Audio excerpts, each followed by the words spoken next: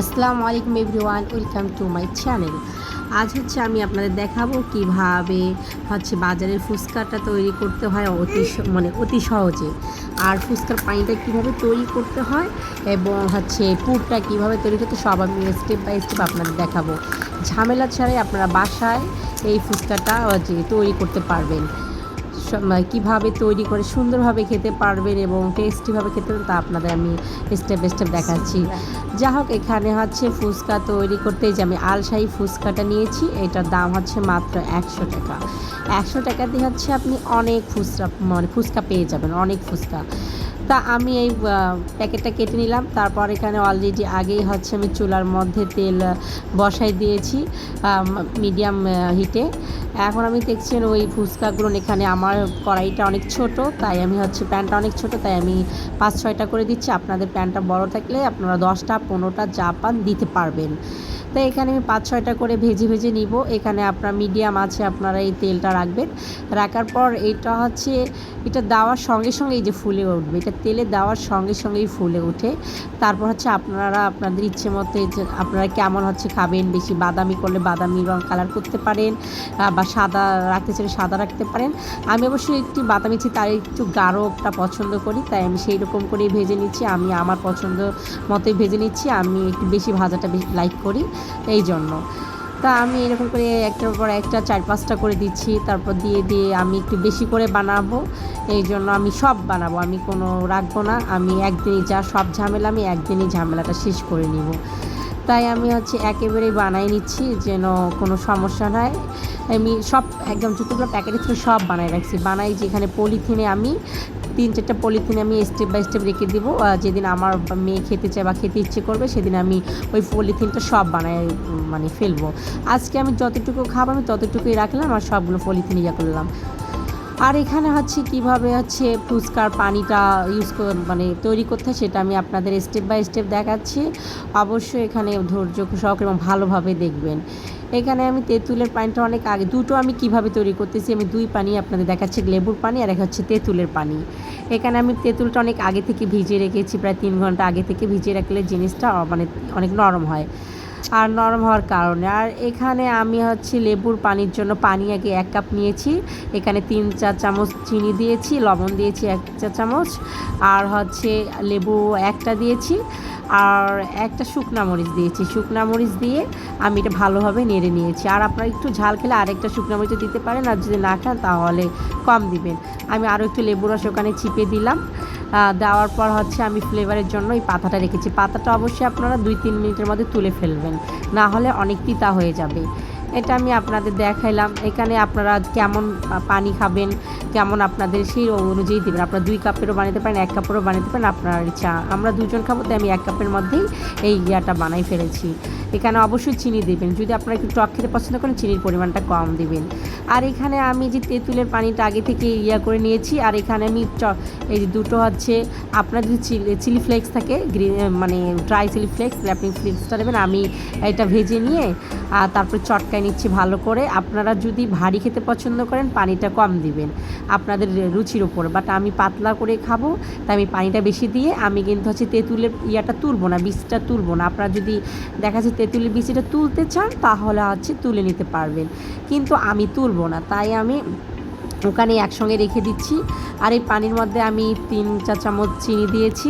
আপনারা যেমন মিষ্টি যদি পছন্দ করেন একটু চিনি বেশি দিবেন, আর যদি না করেন তাহলে 1 চামচের মতো চিনি দিবেন। আমি চিনি 3 চামচ দিয়েছি, লবণ দিয়েছি 1 চা চামচ, আর 2টো মরিচ দিয়েছি, আর তেঁতুলটা তো চটকে নিয়ে আমি এটা তৈরি করলাম। আর ওখানে একটু লেবুর রসও দিয়েছি 1 চা চামচের মতো, তাহলে দেখা যাচ্ছে তেঁতুলের সেই রসটা অনেক ভালো হয়।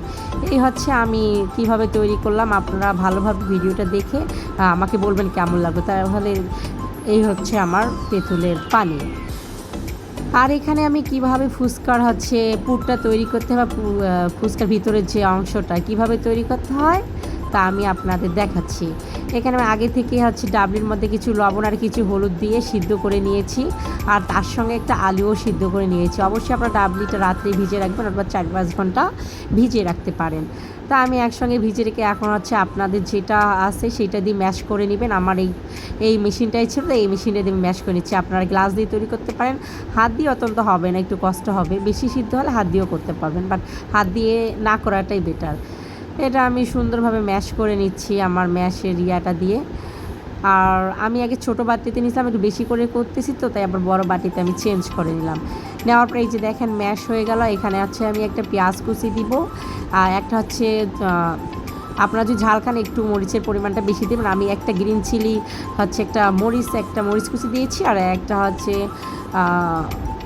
পেঁয়াজ কুচি আর ধনেপাতা কুচি দিয়েছি, আর দুটো মরিচ হচ্ছে ফ্লেক্স, মানে আপনাদের যদি চিলি ফ্লেক্স থাকে চিলি ফ্লেক্স দিতে পারেন। আমি কিন্তু ড্রাই ইয়াটা দিচ্ছি, আমি ভেজে নিয়েছি মরিচটা, সেই মরিচটা এখানে আমি ইউজ করে করতেছি। আর তার সঙ্গে আপনারা এখানে 1 চা চামচ লেবুর রস ইউজ করবেন, তাহলে এই জিনিসটা কিন্তু অনেক মজা লাগে। এখানে 1 চা চামচ লেবুর রস, 1 চা চামচ হচ্ছে হাফ চা চামচ হচ্ছে ধনেপাতা গুঁড়া, ভুল করেছি, ধনে পাতার হচ্ছে কুচি করে দিবেন, আর ধনের গুঁড়ে হাফ চা চামচ দিবেন, আর জিরা গুঁড়া করে হাফ চা চামচ দেবেন। আর আপনাদের যদি চাট মশলা থাকে চাট মশলা অবশ্যই ইউজ করবেন। চাট মশলাটা যদি থাকে তাহলে দিবেন, আর এটা অপশনাল। চাট মশলা দিলেও হবে, না দিলেও হবে। আর চাট মশলা দিলে কিন্তু হচ্ছে ইয়াটা দেওয়ার প্রয়োজন নেই, ধনে গুঁড়া আর জিরার গুঁড়া দেওয়ার কোনো প্রয়োজন নেই। কিন্তু আপনারা একটু পেঁয়াজটা দেওয়ার চেষ্টা করবেন। এই হচ্ছে আমার গ্রেভি, তা কেমন লাগলো জানাবেন। আর এখানে আমি অলরেডি আগে থেকেই দেখেন ভেজে রেখেছি, সেটা হচ্ছে পলিথিনের মধ্যে রাখছি। বাইরে রাখলে দেখা যাচ্ছে এটা নরম হয়ে যেত, তাই পলিথিনের মধ্যে এটা সুন্দরভাবে কিন্তু আছে, এটা কোনো প্রকার নষ্ট হয়নি। আপনারা এই পলিথিনে 1 মাস ধরে সংরক্ষণ করে রাখতে পারবেন। এখন আমি আস্তে আস্তে করে হচ্ছে সুন্দর করে এটা ভেঙে নিব।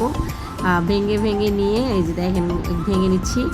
ভেঙে নিয়ে হচ্ছে আমরা পুরটা এখানে দিব। আপনারা কেমন পুর খেতে পছন্দ করেন, ভিতরের অংশটা বেশি খাওয়া পছন্দ করেন বেশি করে দিবেন, কম করে খেলে কম করে দিবেন।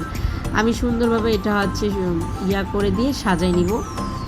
আমি বুঝতে পারছি না আমি সাজাতে পারবো কি না, কারণ আমার মেয়ে অলরেডি একদম পাগল হয়ে যাচ্ছে খাওয়ার জন্য। কীভাবে কী করব, তা আমি তাড়াতাড়ি করে এটা সুন্দরভাবে নিয়ে আমি এখন পরিবেশন করবো। আর এখানে একটা ডিম আমি আগে থেকে সিদ্ধ করে মেশিন দিয়ে করে রেখেছি, ঝুড়ি করে রেখেছি। আর তারপরে এই যে দেখেন আমি কীভাবে এগুলো করে আমি সাজিয়ে দিচ্ছি। এবার সাজা হচ্ছে না, আমার মেয়ে খেয়ে ফেলতেছে। আর যে পানিটা আপনারা তৈরি করছেন আপনারা এরকম করে চুবিয়ে খেতে পারেন, ডুবো পানিতে, বা ওখানে পানিটা একদম ওই যে আমি ফুচকা তৈরি করছি এখানেও দিয়ে আপনারা খেতে পারেন। বাট আমি বেশি লাইক করি ডুবিয়ে খেতে, তাই হচ্ছে আমি ডুবিয়ে খাবো। এরকম করেই আমার ভালো লাগে, আমার মেয়েও পছন্দ করে, তাই আমরা এরকম করেই খাবো। আর ডিমটা আপনারা দিতে পারেন, না দিলেও নেই। এটা হচ্ছে ডিম ফুচকা, ডিম ছাড়া করলে ডিম ছাড়া ফুচকা, এই হচ্ছে। আর পানিটা আপনাদের উপর আপনারা ডিপেন্ড করবে। আমি পাতলা একটু পানিটা খেতে লাইক করতে সব পানিটা পাতলাই করেছি।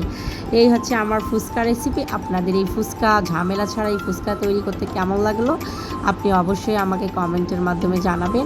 আর যদি এই ভিডিওটি ভালো লেগে থাকে অবশ্যই চ্যানেলটিকে সাবস্ক্রাইব করবেন, আর বেশি বেশি করে লাইক করবেন, কমেন্ট করবেন।